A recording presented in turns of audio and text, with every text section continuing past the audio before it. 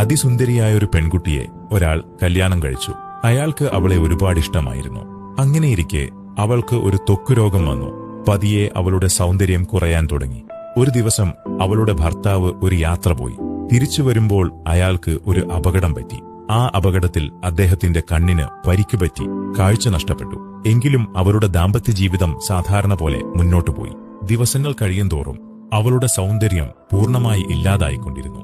കാഴ്ചയില്ലാത്തതുകൊണ്ട് ഭർത്താവ് ഇതൊന്നും അറിഞ്ഞില്ല. അതുകൊണ്ട് അവരുടെ ദാമ്പത്യ ജീവിതത്തിൽ ഒരു മാറ്റവും വന്നില്ല. അയാൾ അവളെ ഒരുപാട് സ്നേഹിച്ചു. അവളും അയാളെ ജീവനതുല്യം സ്നേഹിച്ചു. ഒരു ദിവസം അവൾ മരിച്ചു. അവളുടെ മരണം അയാൾക്ക് വലിയ ദുഃഖമുണ്ടാക്കി. എല്ലാ മരണാനന്തര ചടങ്ങുകളും കഴിഞ്ഞ് അയാൾ ആ നഗരം വിട്ടുപോകാൻ തീരുമാനിച്ചു. അപ്പോൾ പിന്നിൽ നിന്ന് ഒരാൾ വിളിച്ചു ചോദിച്ചു, ഇനി എങ്ങനെ ഒറ്റയ്ക്ക് നടക്കും? ഇത്രയും കാലം ഭാര്യയായിരുന്നില്ലേ കൂടെ നടക്കാൻ സഹായിച്ചത്? അപ്പോൾ അയാൾ മറുപടി പറഞ്ഞു, ഞാൻ അന്ധനല്ല, ഞാൻ കാഴ്ചയില്ലാത്തതായി അഭിനയിക്കുകയായിരുന്നു. കാരണം എന്റെ ഭാര്യയുടെ സൗന്ദര്യമില്ലാതായത് ഞാൻ കാണുന്നുണ്ടെന്ന് അവൾ അറിഞ്ഞിരുന്നെങ്കിൽ ആ രോഗത്തേക്കാൾ കൂടുതൽ അത് അവളെ വേദനിപ്പിക്കുമായിരുന്നു. അതുകൊണ്ട് ഈ കാലമത്രയും ഞാൻ കാഴ്ചയില്ലാത്തതായി അഭിനയിച്ചു.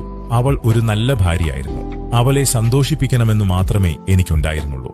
ഈ കഥയിലെ ഗുണപാഠം: ചിലപ്പോൾ സന്തോഷത്തോടെ ജീവിക്കാൻ വേണ്ടി നമ്മൾ മറ്റൊരാളുടെ കുറവുകളെ കണ്ടില്ലെന്നു നടിക്കുന്നതും ചില കാര്യങ്ങളിൽ അന്ധനാകുന്നതും നല്ലതാണ്. Download ShareChat.